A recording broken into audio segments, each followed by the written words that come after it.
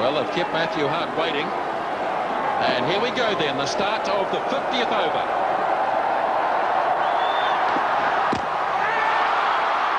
Clean through, Bowsy. And away goes Matthew Hart. And it'll be up to Richard de Gruen and Chris Pringle.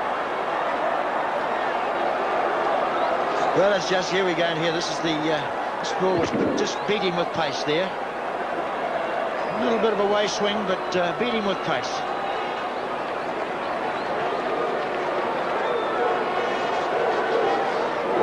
Straight through the defences of Matthew Hart. Let's have a look at the reaction of Jeff Howe. Can't believe it. So Hart disappears. De Gruen has got out there very quickly. And New Zealand still need 3. Well, Waqar Yunas has 5 for 28. It's his day to... I've never seen Malik take so much time as he's done in this game to rearrange and adjust his field. And, of course, as we've said so often today, everyone's given him advice. The wicketkeeper's even now pointing out that perhaps someone should be fielding somewhere else. And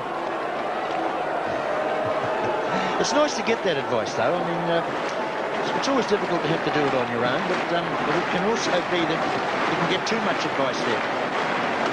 Well, the Pakistanis have got through their overs very quickly today, so they're well within their rights to take time now.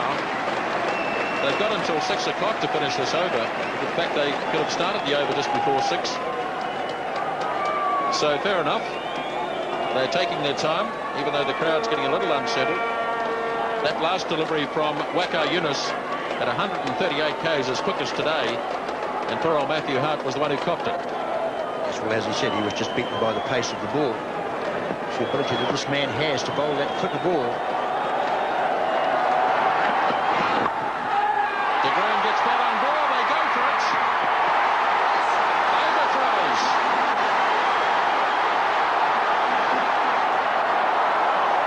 Well, it's all happening out there, Grant, isn't it?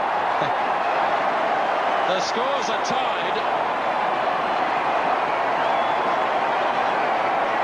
And there's still 4 balls to go. Well, I said it's all happening out there.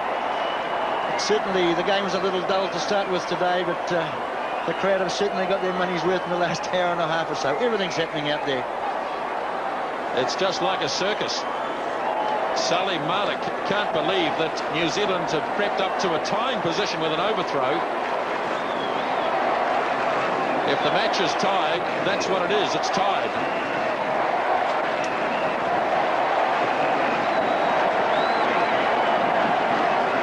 Call of wickets in the game has nothing to do with it. If the two teams finish on the same number of points, a number of runs, it's a tie.